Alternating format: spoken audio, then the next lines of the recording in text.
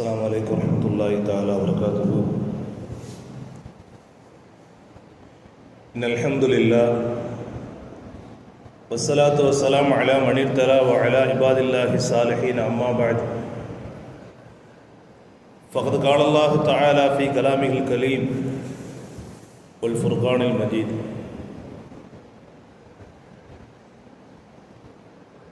قال فأعوذ بالله من الشيطان الرجيم بسم الله الرحمن الرحيم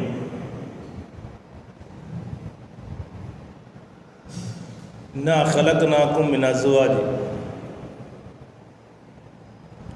قال نبينا صلى الله عليه وسلم في قوله عليه الصلاة والسلام: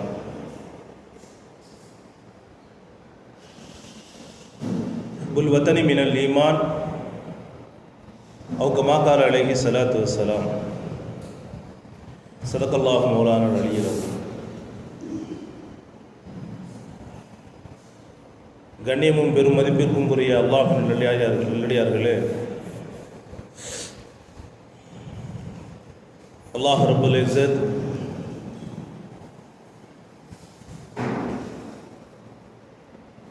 நம் அனைவர்களையும் படைத்து நம்முடைய தேவைகளை எல்லாம் நிஅமத்துகளை எல்லாம் பரிபூரணப்படுத்தி கொண்டிருக்கக்கூடிய ஜல்ல ஜலாலுவுக்கே அனைத்து புகழும். அவனுடைய அருளும் கிருபையும் இருளக நாயகம் ரசூலுல்லாஹி ஸல்லல்லாஹு அலைஹி வஸல்லம் அன்னவர்களின் மீது, அன்னவர்களின் வழியினை பின்பற்றி வாழ்ந்து வந்த சத்திய சஹாபாக்கள், தாபிஈன்கள், தபஅத் தாபிஈன்கள், சுஹதாக்கள், ஃபுகஹாக்கள், ஏனைய நல்லடியார்கள், குறிப்பாக ஜும்மாவுடைய தினத்தன்று அவனுடைய இல்லத்திற்கு வருகை புரிந்திருக்கக்கூடிய நம் அனைவர்களின் மீதும் இறைவனுடைய நிறைவான அன்பும் கருணையும் மகஃபிரத் என்ற பெரும் மன்னிப்பும் என்றென்றும் நம் மீது நின்று நிலவட்டுமாக. ஆமென். கண்ணியமிக்கவர்களே, இந்த நாடு முழுவதும் மத்திய அரசாங்கம், மாநில அரசாங்கம் உட்பட்ட நாடு முழுவதும் நாளை ஒரு நாளுக்காக வேண்டி தங்களை தயாரிப்பு செய்து கொண்டிருக்கிறார்கள். இந்தியாவினுடைய 80வது சுதந்திர தின விழா, அதனை மகிழ்வோடு கொண்டாடுவதற்காக வேண்டி, அதனை மக்களுக்கு எடுத்துச் சொல்வதற்காக வேண்டி நாடு முழுவதும் தயாராகி கொண்டிருக்கக்கூடிய நிலையில் ஒரு இஸ்லாமியனாக நமக்கும் இந்த சுதந்திரத்திற்கும் இந்த நாட்டிற்கும் உண்டான தொடர்பு என்ன, உறவு என்ன என்பதனை நாம் அதனை சிந்திக்க உணர கடமைப்பட்டிருக்கிறோம். நபிகள் நாயகம் ஸல்லல்லாஹு அலைஹி வஸல்லம் அவர்கள் ஒரு நாட்டினுடைய பற்று எப்படி இருக்க வேண்டும் என்பதனை பெருமானார் ஸல்லல்லாஹு அலைஹி வஸல்லம் அவர்கள் மக்காவில் இருந்து மதீனாவிற்காக வேண்டி ஹிஜ்ரத்திற்கு தயாராக ஆகிறார். நபிகள் நாயகம் ஸல்லல்லாஹு அலைஹி வஸல்லம் அவர்கள் அங்கிருந்து புறப்படுகின்ற வேளையில் அந்த மக்காவினுடைய மண்ணை பார்த்து ரசூலுல்லாஹி ஸல்லல்லாஹு அலைஹி வஸல்லம் அவர்கள் சொன்னார்கள்: ஓ மக்காவே, எனக்கு இந்த பூமியிலேயே பிடித்த இடங்களில், பிடித்த மண்ணில் நீதான் சிறந்தவையாக இருக்கிறாய். இந்த மக்கள் என்னை இங்கிருந்து வெளியேற்றவில்லை என்று சொன்னால், மக்காவிலிருந்து என்னை இந்த மக்கள் வெளியேற்றவில்லை என்று சொன்னால், நான் ஒருபொழுதும் என்ன செய்திருக்க மாட்டேன், இந்த மண்ணை விட்டும் ஒருபொழுதும் வெளியாகி இருக்க மாட்டேன் என்பதாக பெருமானார் ஸல்லல்லாஹு அலைஹி வஸல்லம் அவர்கள் சொன்னார்கள். அது மட்டுமல்லாமல் ஒரு வார்த்தையை பெருமானார் ஸல்லல்லாஹு அலைஹி வஸல்லம் அவர்கள் சொல்லி காட்டுவார்கள்: ஹுப்புல் வத்தனி மினல் ஈமான். ஒவ்வொரு அடியாரும், ஒவ்வொரு முஃமினும் தன்னுடைய நாட்டின் மீது பற்று வைப்பதை ஈமானை சார்ந்தது என்பதாக பெருமானார் ஸல்லல்லாஹு அலைஹி வஸல்லம் அவர்கள் நமக்கு நினைவுபடுத்துவார்கள்.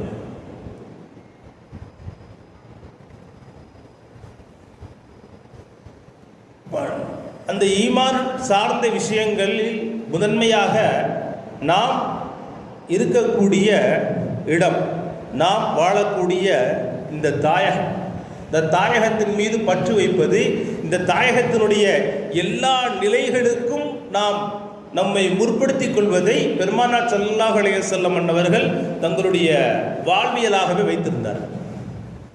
குறிப்பாக என்று சொல்ல போனால், நாடு இந்திய நாடு ஆங்கிலேயரிடத்திலிருந்து என்ன செய்யப்பட்டு இருக்கிறது, விடுதலை பெற்றது என்பதாக வரலாறுகள் அப்படித்தான் இருக்கிறது. பிரிட்டிஷ்காரர்களால் கை ஓங்கி இருந்த காலகட்டம். அப்பொழுது எல்லா மக்களும் இந்தியாவில் வாழக்கூடிய மொழி வாரியாக அல்லாமல், மதம் வாரியாக அல்லாமல், இனம் வாரியாக அல்லாமல் ஒட்டுமொத்தமாக அந்த விடுதலைக்காக வேண்டி அந்த பிரிட்டிஷனுடைய ஆங்கிலேயனுடைய ஆட்சி அவனுடைய கரத்தை ஒடுக்க வேண்டும். ஏனென்று சொன்னால், இந்த நாட்டிலே உற்பத்தியாகக்கூடிய அத்தனைக்கும் நாங்கள் தான் இருக்கிறோம். விளைநிலங்களாக இருக்கட்டும், மற்ற தயாரிப்புகளாக இருக்கட்டும், எங்களை முன்வைத்து தான் என்ன செய்யப்படுகிறது, அது தயார் செய்யப்படுகிறது.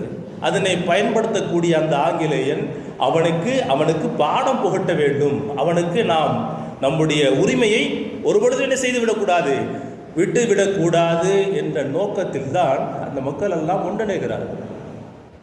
எத்தனையோ கழகங்கள் நடக்கிறது. பிரிட்டிஷ் காலத்தில் நிறைய வரலாறுகளை போய் பார்க்குறோம், திரும்பி பார்க்குறோன்னா நாம் தெரிந்து கொள்ள வேண்டியது நிறைய விஷயங்கள் இருந்து கொண்டிருக்கிறது. இந்த நாட்டிற்காக வேண்டி, தாயகத்திற்காக வேண்டி எண்ணற்ற மக்கள் தங்களை எவ்வளவு உயிர் தியாகம் செய்திருக்கிறார்கள். குறிப்பாக நாம் பார்க்க வேண்டிய விஷயங்கள் இன்னும் ஏராளமாக இருந்து கொண்டிருக்கிறது என்பதனை நாம் நினைவுபடுத்திக் கொண்டிருக்கிறோம். அந்த மக்கள் அந்த அடிமைத்தனத்திலிருந்து தங்களை விடுவித்துக் கொள்ள வேண்டும். ஏனென்று சொன்னால், அத்தனை உரிமைகளும் நமக்கு தான் இருக்கிறது.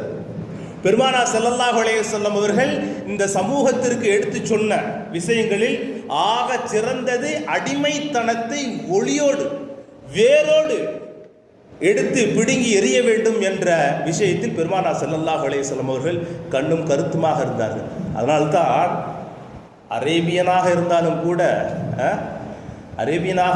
கூட அபூஜஹல் வெண்மையாக தான் இருப்பான். ஆனால் இல்லை, கருப்பராக இருந்தாலும் கூட பிலால் ரலியல்லாஹு தஆலா அவர்கள் உயர்குலமாக மதிக்கப்பட்டார்கள். காரணம், அவர்களுடைய அடிமைத்தனத்திலிருந்து முழுவதுமாக அவர்கள் விடுதலையாக ஆக்கப்பட்டார்கள் என்பதுதான் வரலாறு. அப்போ அந்த நிலைப்பாட்டு இயற்கையாகவே இருக்கும். இயற்கையாகவே இந்த ஜீன்ல என்ன செய்யும், முழுவதுமாக இருக்கும். ஆனால் அது காலம் நகர என்ன ஆகிவிட்டது என்று சொன்னால், இதற்கும் நமக்கும் எந்த விதமான தொடர்பும் இல்லாமல் இருந்து கொண்டிருக்கிறது என்பதை நாம் உணர்கின்ற அளவிற்குத்தான் அந்த பற்றினுடைய நிலைப்பாடு நம்முடைய இருப்பவரிடத்தில் இருந்து கொண்டிருக்கிறதை நாம் பார்க்க முடிகிறது. அதனால்தான் பெருமானார் ஸல்லல்லாஹு அலைஹி வஸல்லம் அவர்கள் ஒரு முஃமினுடைய தன்மையில் ஒரு பங்கு இந்த நாட்டின் மீது பற்று வைப்பது. இந்த நாடு பஞ்சமாக இருக்கிறது என்பதற்காக வேண்டி, இந்த நாடு அழிக்கப்படக்கூடியது அழிவிலை நோக்கி சென்று கொண்டிருக்கிறது என்பதற்காக வேண்டி, இந்த நாட்டை விட்டும் தாயகத்தை விட்டும் என்ன செய்யக்கூடாது, ஒரு பொழுதும் அகலக்கூடாது என்பதாக பெருமானார் ஸல்லல்லாஹு அலைஹி வஸல்லம் அவர்கள் சொல்லி காட்டினார்கள். அந்த வார்த்தைக்கு இணங்க தான் மேலே வாழ்ந்த அந்த மக்கள், இந்த நாட்டிற்காக வேண்டி பாடுபட்ட அந்த மக்கள் தங்களை முழுவதுமாக அர்ப்பணித்தவர்கள் ஏராளமானவர்கள்.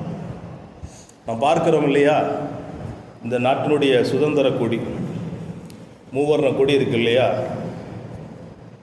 ஹைதராபாத்தை சார்ந்த சுரையா அம்மா என்று சொல்லக்கூடிய அந்த பெண்மணி தான், இஸ்லாமிய பெண்மணி தான் என்ன செய்கிறாங்க, அந்த மூவர்ண கொடியை என்ன செய்கிறாங்கன்னா தங்களுடைய கையாலேயே தயார் செய்கிறாங்க. தயார் செய்து விட்டு நேரடியாக நேரு அவர்களிடத்தில் போய் அந்த அசோக சக்கரத்தை நடுவில் முன்வைத்து நேரடியாக யார்கிட்ட கொண்டு போய் கொடுக்குறாங்க, நேருஜி அவங்கள்ட்ட போய்ட்டு என்ன செய்கிறாங்க, கொடுக்குறாங்க. அதுக்கப்புறம் அது ஒப்புதல் ஆக்கப்படுது. அதுக்கப்புறம் அது ஒப்புதல் கபுல் செய்யப்படுது. அது மட்டுமல்லாமல் வரலாற்றில் நிறைய விஷயங்கள் இருக்குது. அவங்க புழங்கக்கூடிய, அதாவது தேசப்பட்டிற்கு புழங்கப்படக்கூடிய அத்தனை வார்த்தைகளும் முதன்மையாக யார் இருந்திருக்கிறார் என்று சொன்னால் ஒரு முசல்மான் இருந்திருக்கிறார். எதற்காக வேண்டி அதனை நாம் நினைவுபடுத்துகிறோம் என்று சொன்னால், அவர்கள் பட்ட அந்த தியாகங்கள், அந்த உணர்வுகள் நமக்கு வர வேண்டும். நமக்கும் நம்முடைய தேசத்திற்கும் உண்டான உறவு எப்படி இருக்க வேண்டும், உரிமை எப்படி இருக்க வேண்டும் என்பதனை நினைவுபடுத்துவதற்காக வேண்டிதான் நாம் அதனை, அந்த வரலாறுகளை திரும்பி பார்க்க வேண்டும் என்பதனை அல்லாஹ் ரசூலும் நமக்கு நினைவுபடுத்துகிறார்.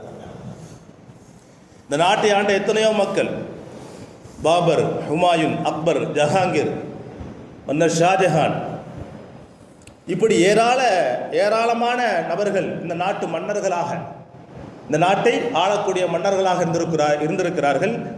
அதிலும் குறிப்பாக பகதூர் ஷா எவ்வளோ பெரிய தியாகங்களை அந்த ஆங்கிலேயருக்கு எதிராக அந்த மக்களுக்காக வேண்டி போராடி தங்களை மாய்த்து கொண்டவர்கள், இன்னுயிர் நீத்தவர்கள் என்பதாக சொல்லப்படுகிறார். அவருடைய வரலாறுகளை நாம் பார்க்கிறோம்.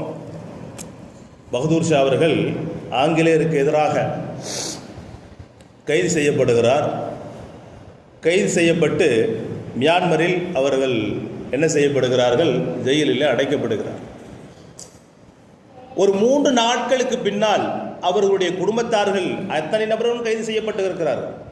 ஒரு 3 நாட்களுக்கு பின்னாடி அந்த அரசாங்கம், அந்த ஆங்கிலேய அரசாங்கம் உங்களுக்கு பரிசு ஒன்று கொடுத்து இருக்கிறது என்பதாக சொல்லிவிட்டு ஒரு பெரிய தட்டிலே 2 தலைகள் வைக்கப்பட்டு அனுப்பப்படுகிறது.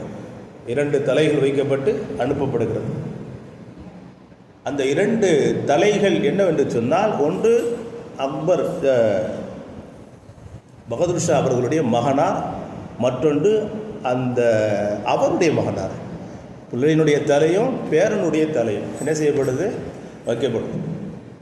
இதை கொண்டு போய் இந்த ஆங்கிலேய அரசாங்கம் என்ன செய்யுது? அவங்களுக்கு பரிசு கொடுத்துருக்குன்னு சொல்லிட்டு அவங்கள்ட்ட போய் கொடுக்குறாங்க. அவங்க என்ன நினச்சிருப்பாங்க அப்படின்னா, இந்த உறவு இப்படி, இந்த உயிர் இப்படி பிரியப்பட்டு இருக்கிறது, கொலை செய்யப்பட்ட நிலையில் யாருக்கு தான் அந்த உணர்வு வராது? உண்மையிலேயே கதறி ஆர்ப்பாட்டம் பண்ணி அழுதிருக்க வேண்டும். ஆனால் ஒரு பொழுதும் அதனை பார்த்து பகதூர் ஷா என்ன செய்யலை, அவங்க அழல. ஆனால் கண் கலங்கி போய் நிற்கிறாங்க. புன்னகை பூத்த நிலையில கண் கலங்கி போய் நிற்கிறாங்க. இந்த ஆங்கிலேயர்கள்லாம் பார்த்து கேட்குறாங்க போயிட்டு, என்ன இந்த போல கண் கலங்கி போய் நிற்கிறீங்களே, ஆர்ப்பாட்டம் பண்ணுவீங்கன்னு எதிர்பார்த்துட்டு இருக்காங்க. அங்கே எதுவுமே நடக்கலை. உங்களுக்கு பார்த்தா உங்களுடைய கண்களில் கண்ணீர் வரலையா, அழுக வரலையான்னு கேட்கும்போது, மன்னர்கள் ஒரு பொழுது என்ன செய்ய போகிறது கிடையாது. தங்களை முழுவதுமாக இந்த நாட்டிற்காக வேண்டி அர்ப்பணித்து எந்த ஒரு மன்னனும் என்ன செய்ய மாட்டான், இதை பார்த்து கண்கலங்க மாட்டான். இதை விட பெரும் தியாகங்கள் எல்லாம் செய்துவிட்டு இறுதியாகத்தான் உங்களுக்கு முன்னால் என்ன செய்கிறீர்கள், மண்டியிட்டு நிற்கக்கூடிய சூழ்நிலை இருக்கிறது என்பதாக எடுத்து சொல்லிவிட்டார். அந்த சிறையிலேயே சிறிது காலம் கழித்து மரணமாகிவிட்டார். அவங்க மௌத்தா போகிறது எப்போ அப்படின்னா 1857 சிறை பிடிக்கப்படுறாங்க. 862 மௌத்தாயிருக்கார் பகதூர் ஷா. ஆனால் அப்பொழுது அந்த பகதூர் ஷாவின் மீது பெரும் படை ஒன்று இருக்கிறது. அவர்களுடைய ஆட்சியை ஏற்றுக்கொண்டு, அவர்களுடைய அந்த போராட்ட குணத்தை ஏற்றுக்கொண்டு, அவர்கள் செய்த இந்த தியாகங்களை எல்லாம் ஏற்றுக்கொண்டு அவருக்கு பின்னால் பெரிய படையே இருக்கிறது. ஒரு பக்கம் குடும்ப உறவுகள், மறுபக்கம் இந்த சமூகத்தினுடைய உயிர் நாடிகள் என்று சொல்லக்கூடிய அவரை சார்ந்தவர்கள் எல்லாம் இருந்து கொண்டிருக்கிறார்கள். ஆனால் இவங்க ஜெயிலேயே என்ன செய்கிறாங்க, சிறையிலேயே மௌத்தா போயிடுறாங்க. அந்த பிரிட்டிஷ்காரர்களுக்கு ஒரு யோசனை, ஒருவேளை இந்த செய்தி தெரியப்பட்டு விட்டால் இந்த மக்களெல்லாம் என்ன செஞ்சிருவாங்க, அவர் இருக்கக்கூடிய இடத்த பெரிய கொண்டாடுவதற்கு தயாராகிடுவாங்க, பெரிய வழிபாட்டு தலமாக என்ன செஞ்சிருவாங்க, அவங்க மாற்றிடுவாங்கன்னு சொல்லிட்டு என்ன செய்கிறாங்கன்னா, மியான்மர்லேயே போய் என்ன செஞ்சாங்க, ஊருக்கு ஒதுக்குப்புறமாக யாருக்கும் தெரியாத நிலையிலேயே அவர் அடக்கம் செய்யப்படுறார். செங்கல் சூளையால் என்ன செய்யப்படுறார், அடக்கம் செய்யப்படுறார். இது எப்போ நடக்குதுன்னா 1862ஆம் ஆண்டு இது நடக்குது. பகதூர் ஷாவினுடைய சடலம், அவங்களுடைய ஜனாசா எப்போ அடக்கப்படுது, 57 சிறைப்பிடிக்கப்படுறாங்க, 62 அடக்கம் செய்யப்படுது. அடக்கம் செய்யப்பட்டு கிட்டத்தட்ட ஒரு 100 ஆண்டுகள் கழித்து என்ன சொல்கிறாங்கன்னா, வடிகால் பணிக்குழிக்காக வேண்டி பெரிய ஒரு அந்த ரோட்டினுடைய வேலை நடந்து கொண்டு இருக்கு. எப்போ நடக்குதுன்னா 1991 அந்த வேலை நடக்கின்ற பொழுதுதான் அவர்களுடைய கல்லறை என்ன செய்கிறாங்க, பார்த்து எடுக்கிறாங்க. மியான்மரில் ரங்கூன் அப்படின்ற பகுதி இருக்கு இல்லையா, மியான்மருடைய நாட்டில் ரங்கூனுடைய பகுதியில் அவங்களுடைய கல்லறை இருக்குது. அவங்க அங்கே தான் அடக்கம் செய்யப்பட்டிருக்கிறாங்க. கிட்டத்தட்ட 100 ஆண்டுகளுக்கு பின்னாடி அந்த ஒரு பொதுப்பணித்துறையால் என்ன செய்யப்படுது, ஒரு ரோட்டுக்காக வேண்டியோ வாய்க்காலுக்காக வேண்டி வெட்டக்கூடிய நிலையில தான் அவருடைய கபர் அங்கே இருக்கிறத கண்டுபிடிச்சிட்டு, இப்போ உள்ள நிலைப்பாடு என்னன்னா, அங்கே எல்லா, அதாவது எல்லா மதத்தவர்களுமே என்ன செய்கிறாங்க, ஒரு வழிபாட்டு தலம் மாதிரி அவர்களுடைய கண்ணியப்படுத்துவதற்காக வேண்டி சென்று கொண்டிருக்கிறார்கள் என்பது வரலாறு. என்ன காரணம் என்று சொன்னால், அவர்கள் அந்த அளவிற்கு இந்த நாட்டு மக்களுக்காகவும் தங்களுடைய ஈமானுக்காகவும் இல்லையா, இந்த நாட்டை கைமாற்றி விட்டு போகிறதுக்கு எவ்வளோ நேரம் ஆக போகுது, அவசியமே இல்லை. ஆனால் அவங்க என்ன செஞ்சாங்கன்னா, பெருமானார் ஸல்லல்லாஹு அலைஹி வஸல்லம் அவர்களுடைய வார்த்தை, அல்லாஹ்வுடைய வார்த்தை, உங்களை என்ன ஒரே ஜீனிலிருந்து தான் நாம் படைத்திருக்கிறோம், ஜோடிகளாக படைத்திருக்கிறோம், குல்லு முஃமினுன் இஹ்வத்துன் என்று சொல்லக்கூடிய நீங்கள் அனைவர்களும் சகோதர சகோதரிகள் தான், ஒரே உறவை சார்ந்தவர்கள் என்பதாக ரப்புல் ஆலமீன் சொல்லி காட்டுகிறானே. பெருமானார் ஸல்லல்லாஹு அலைஹி வஸல்லம் அவர்கள் ஈமானில் ஒரு பகுதி உன்னுடைய தாயகத்தை நீ விரும்புவது, உன்னுடைய தாயகத்திற்கு நீ நல்லதை நினைப்பது, தாயகம் நிலைத்து நிற்பதற்காக வேண்டி உங்களுடைய பங்களிப்பை முழுவதுமாக கொடுப்பதை ஈமானின் ஒரு பகுதி என்பதாக பெருமானார் ஸல்லல்லாஹு அலைஹி வஸல்லம் அவர்கள் சொன்னார்களே. அதனை எல்லாம் கருத்தில் கொண்டு தான் அந்த மக்கள் எல்லாம் பெருமக்கள் எல்லாம் செஞ்சாங்க, இந்த நாட்டுக்காக வேண்டி பெரிய தியாகங்களை பண்ணாங்க. வரலாற்றில் இன்னும் நிறைய விஷயங்களை சொல்லி காட்டுவாங்க. வரலாற்று ஆசிரியர் குஷ்வந்த் சிங், தங்களுடைய பெரிய ஆசிரியர், வரலாற்று ஆசிரியர், அவங்க எழுதுவாங்க, அதாவது டெல்லி இருக்கு இல்லையா, டெல்லியிலிருந்து லக்னோ வரையிலும் இருக்கக்கூடிய இந்த சாலையில் 2 புறமும் வைத்திருக்கக்கூடிய இந்த மரங்கள் இருக்கிறது, இது அத்தனையும் இஸ்லாமிய அறிஞர்களையும் அந்த போராட்டத்தில் இருக்கக்கூடிய இந்த தியாகிகளையும் அவர்களை எல்லாம் அடக்கம் செய்வதற்காக வேண்டியே இந்த ரோட்டின் இருபுறமும் இருக்கக்கூடிய மரங்கள் அத்தனையும் அத்தனையும் செலவு செய்யப்பட்டன என்பதாக வரலாற்று ஆசிரியர் குஷ்வந்த் சிங் என்ன செய்கிறாங்க, தங்களுடைய பதிவில் எழுதுகிறாங்க. இந்திய சுதந்திர போராட்டம் அப்படின்ற பதிவில் போய் பார்த்தோம்னா இது அத்தனை செய்திகளும் இருக்கு. இப்போ எவ்வளவு தியாகங்கள் பண்ணியிருப்பாங்க, எவ்வளவு அறிஞர் பெருமக்கள் என்ன செய்யிருப்பாங்க, இந்த நாட்டுக்காக வேண்டி தங்களை உயிர்ப்பிச்சிருப்பாங்க. இன்றைக்கி நாம் என்ன செய்ய முடியுது, நமக்கே தெரிய மாட்டேங்குது. நமக்கே நம்முடைய மூதாதையர்கள்லாம் எவ்வளவு பற்றாக இருந்திருக்கிறாங்க, தீனுக்காகவும் சரி இந்த நாட்டிற்காகவும் சரி எவ்வளோ தியாகங்களை பண்ணியிருக்கிறாங்க, நமக்கும் தெரிய மாட்டேங்குது. நம்முடைய குழந்தைகளுக்கு எப்படி ஜென்ரேஷன் கொண்டு போய் செல்றது, அன்னைக்கு எந்த விதமான தொழில்நுட்பமும் கிடையாது அந்த அன்றைய காலகட்டத்தில். ஆனால் இன்னைக்கு நாம் என்ன நினைக்கிறோமோ, இந்த உலகத்தில் யாரை பற்றி, எவரை பற்றி, எதை பற்றி என்ன நினைக்கின்றோமோ அத்தனையுமே விளங்கி கொள்ளக்கூடிய அளவிற்கு தொழில்நுட்பம் என்ன செஞ்சிருச்சு, வளர்ந்துக்கிட்டே இருக்கு. நம்ம டெய்லியும் பார்க்கும், டெய்லியும் என்ன செய்யறோம், மொபைல் ஃபோன் யூஸ் பண்ணுறவங்களுக்கு பெரும்பாலும் தெரியும். ஒரு பக்கம் இஸ்லாமிய பார்வைன்னு ஒன்று இருக்கு, இஸ்லாமிய வளர்ச்சி, இஸ்லாமிய நாட்டுப்பற்று, இஸ்லாமியனுடைய உரிமைகள் கடமைகள், அப்படி ஒரு நிமிஷம் புரட்டி பார்த்தோன்னா தெரியும் அங்கே எவ்வளோ பெரிய வரலாறுகள் எல்லாம் என்ன செய்யிருக்கு. தீனுக்காகவும் இந்த நாட்டிற்காகவும் பாடுபட்டவர்கள், தங்களுடைய உயிரை நீத்தவர்களுடைய பட்டியல் ஏராளமாக இருந்து கொண்டிருக்கிறது. இது அத்தனையும் என்ன காட்டுகிறது என்று சொன்னால், நாம் அந்த உணர்வு நம்மிடத்திலும் இருக்க வேண்டும், அந்த ஈமானிய உணர்வும் இந்த நாட்டுப்பற்றும் நம்மின் மீது இருக்க வேண்டும் என்பதனை அது எடுத்து சொல்லுகிறது என்பதாக நாம் பார்க்க முடிகிறது. அதே தான் அல்லாஹ் ரசூல் என்ன செய்கிறாங்க, சரி திரும்ப திரும்ப நமக்கு நினைவுபடுத்துகிறாங்க. வஉசி வரலாற்றில் ஒரு பெரிய செய்தி சொல்லுவாங்க இல்லையா, இந்த விடுதலை போருக்காக வேண்டி பெரிய கப்பல் என்ன செஞ்சாங்க, சுதேசி கப்பல் ஒன்று தயார் செய்யணும் போருக்காக வேண்டி அப்படின்னு சொல்லிட்டு முடிவு பண்ணாங்க இல்லையா. அப்போ உள்ள காலகட்டத்தில் பொதுமக்களால் எவ்வளோ தொடரப்படுது அப்படின்னா, 1 பைசா 2 பைசா, அதுவே பெரிய உயர்தரமான பொருளாதாரம் தான் அப்போ இல்லையா. 1 பைசா 2 பைசா அப்படின்னு சொல்லி கொடுத்து அப்படிதான் கொஞ்சம் கொஞ்சமாக சேகரிக்கிறாங்க.